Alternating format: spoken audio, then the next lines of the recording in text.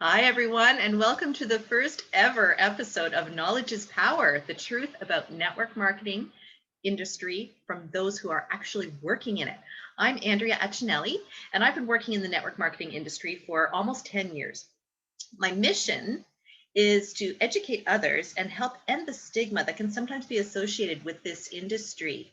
So in this series, we're going to be covering network marketing, we're going to be covering direct sales and MLMs, which are all close cousins of each other. So today I have the honor and pleasure of welcoming Marlene Marco, who is amazing, and she has spent her entire career in this industry. So welcome, Marlene. Thank you. Thanks, Andrea, for having me. Oh, no problem. So Marlene, maybe you could tell us what you do and, introduce yourself to us. Tell your story. Okay. Well, as you said, I've been in mostly direct sales, some network marketing as well over my entire career. I've never actually worked for anybody else. I've always worked, done independent projects, direct sales, and so on. And so where I have arrived is in the fashion business with a company called Cabi. And the other thing that I do is I run a business women's networking group called Heart of Networking. And of course, the two work very well together. And I also have a lot of different members within Heart of Networking that are in direct sales or network marketing. So I've kind of seen a whole a broad spectrum of the business model, and of course have always appreciated that. I started out, actually my very first direct sales was when I was 17 with Avon.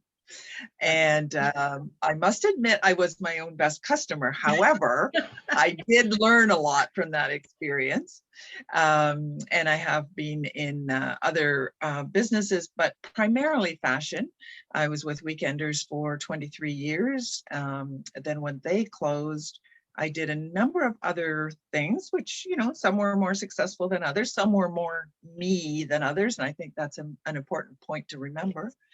And then I went into another fashion business that lasted 4 years, and then they closed. And here I am at Cabi. Cabi is a 20-year-old company, and I don't think they're going anywhere. So, I mean, they're not closing. I don't mean that. They're going places. Of course they are. So it's been, for me, it was a matter of finding what my passion was, and my passion is dressing women and helping them to find their best level of confidence and well-being. And some people might think that fashion is frivolous. I don't. I happen to think that fashion is an important part of who we are and what we do and how we represent ourselves, and that works well for me with pairing it with Heart of Networking, because I can help women to make the right connections that they need to build their business, whatever that business model is. And one of those ways of doing it, of course, is presenting their best self. So I can work with them on business and professional image and casual image as well. But it's evolved over the years. But I certainly have found that all the advantages of direct sales and network marketing appeal to me, and which is why I have stayed in that business model. And so I'm guessing that's why you entered that field, because of those reasons you just stated, or is there more to it than that? I think entrance was, I mean, when I was 17 and going into Avon, I just liked the product. I had no idea. And that still happens. A lot of people that join network marketing or direct sales, it's because of the product, right? And that should be a huge factor in it. And then when I went into Weekenders, first of all, I mean, again, I was attracted to the product, and also attracted to the fact that it was a people business. And I love to be around people. I get my energy from being with people. Hence the last little while has been challenging, but I've learned to get my energy through virtual meetings as well. It can be hard, but it's all coming to an end, I think, very soon. I actually met you at your Heart of Networking thing, which incidentally, everybody, it is probably the best networking event that I have been to. It's fun, first of all, and it's real, and wow, it's just effective. I've met so many people at those events that I've done business with, but additionally, I've met a lot of good friends. So, I've really enjoyed those events. So that's a great thing that you've created, and it's flourished, I think, over the years, and you've been able to continue it on through the pandemic. So, speaking of the pandemic, did it affect your work other than what you just said about network marketing, or what you said about Heart of Networking? And were there any changes that you had to make? And how have you coped? There have been definitely big changes, no question. So in my fashion business, in direct sales, it's been, my typical format was, doing fashion shows in people's living rooms. And I would do one-on-ones, I would do small groups, it would be girls' night, it would be, have a glass of wine and let's all shop together. And that's the fun part of it. So that was not possible. And I actually started with Cabi during the pandemic. Oh, okay. So May of 2020 was when I actually started with this new company. But it was a fairly, I'm not going to say easy, but a simple transition to going online. Advantages as well. So I can now be showing the fashions and showing my product to somebody that isn't within driving distance. And that was not possible before. So our boundaries have expanded exponentially. And I think that's a huge thing. Showing clothes online and having people in front of the rack are two different things. There's no question. However, because Cabi, one of the things that's very important to us is that they offer a great exchange and return policy. So people are comfortable with that. So if they make a mistake, it's not a problem. So you have to have things like that built in, and that's what makes it an easier transition. It took me a while to feel connected to the people on the other end of the Zoom. It took me a while to feel like I was really serving them the way I wanted to be. But now when I have 3 or 4 ladies on a Zoom and I'm presenting the fashions, I actually feel like they're here in my living room with me.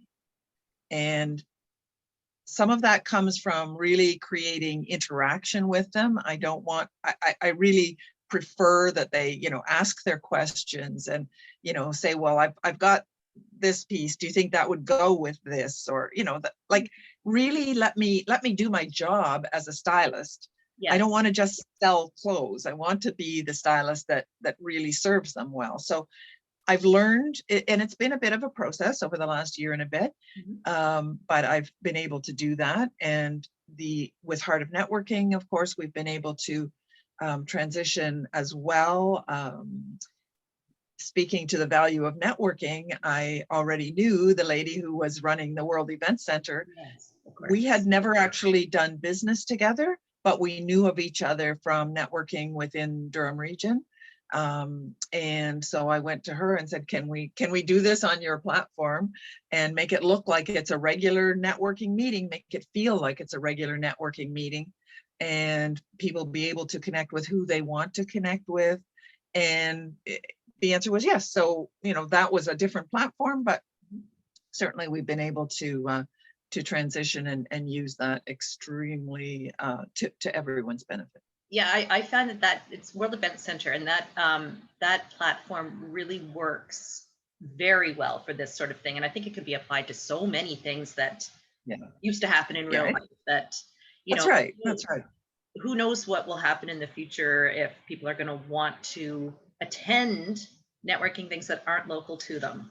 It's really useful because now that we're used to talking to people in Vancouver, for example, from Yep. Ontario, it's going to be, it might be a little difficult to go back completely to real life. I don't know. It's going Well, to be yeah, see how it all plays out. I agree. really interested in seeing what happens and what people end up preferring and what goes on. So, And you know, that's the thing. I think we're all in a position now where we need to keep an open mind yeah, and really, you know, really listen to, I mean, that's sort of a basic of any business anyway, but listen to what other people are up to and learn from them. You know, I think it's important to always be a lifelong learner, no matter how long you've been in any one industry or any one business or any one business model. mhm. It's really important to always keep an open mind and really, you know, pay attention to what other people are doing. Well, yeah, and one thing that I have noticed is it doesn't really matter how many times I go to either a networking event or even a conference for my own company. I always learn something.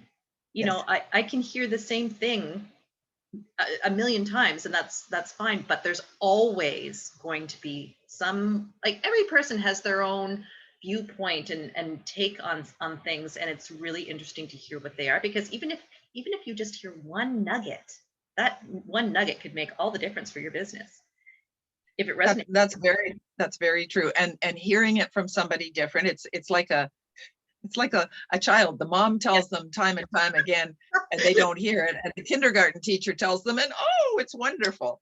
Uh, so it's kind of like that. Yes. But the other thing is that as you grow and develop in your business, you're ready to hear that. It might have been said to you time and time again, but you didn't hear it because you weren't ready and you weren't in that place yet. And that's part of running a business is that growth.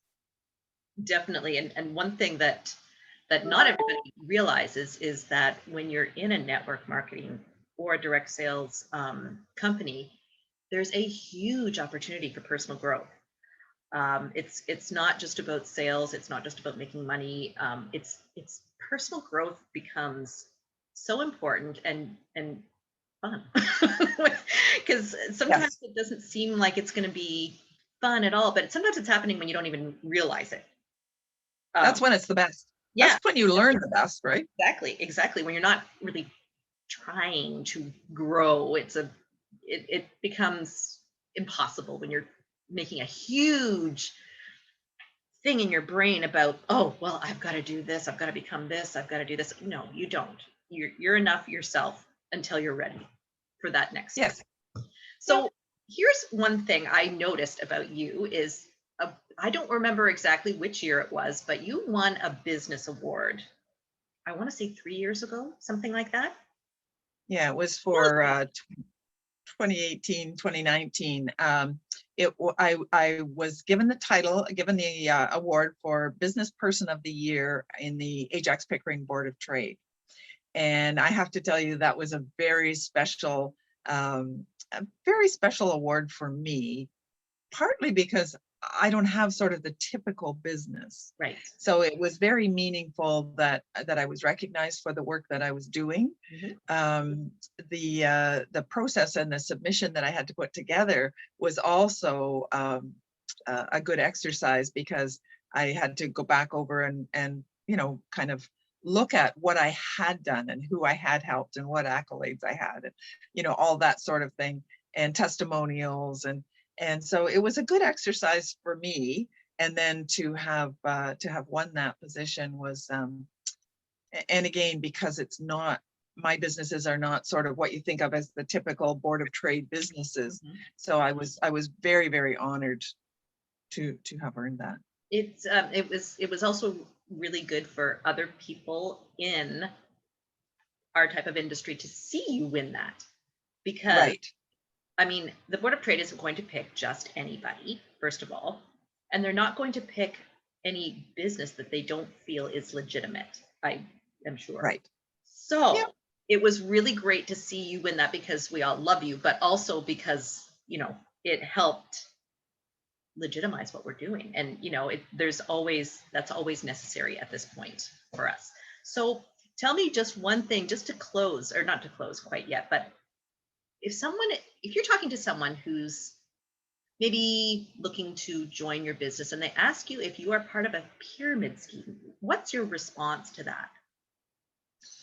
Well, if that question is asked, I mean, I know that they just don't have the information. Yes.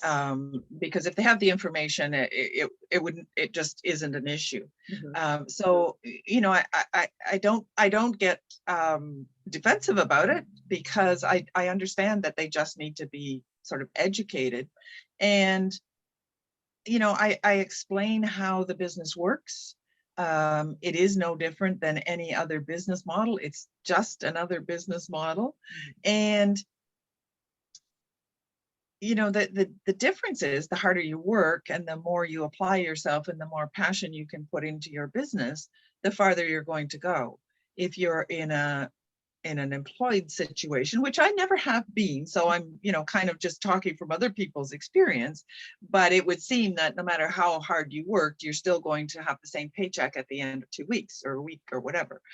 That's not going to change. So when I see, I just know from so many years being in direct sales that there's so many advantages to being in this type of industry, whatever the product is. Like I almost can't even take that seriously. But I just, I try to find out from them, what does a pyramid scheme mean to them? Right. And so that's the only way that I can address it, is when I understand what their filter says. And if their filter says that it's something wrong with it, then clearly they need some education. That's all. And so I do offer that. And but I'm so entrenched in entrepreneurship, and whether that comes through a direct sales model, or it comes through a franchise model, or it comes through a brick and mortar independent, to each their own.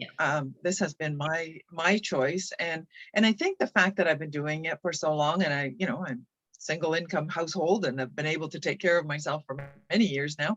I think that takes away any of that, any of those questions. The other side of it is that they need to understand that it's not a get rich quick. And if that's what they think of as a pyramid, and I think sometimes there is that correlation, they need to know that it's not get rich quick. It takes the work. There's a system for the work, but the system only goes so far, and you have to put it into action.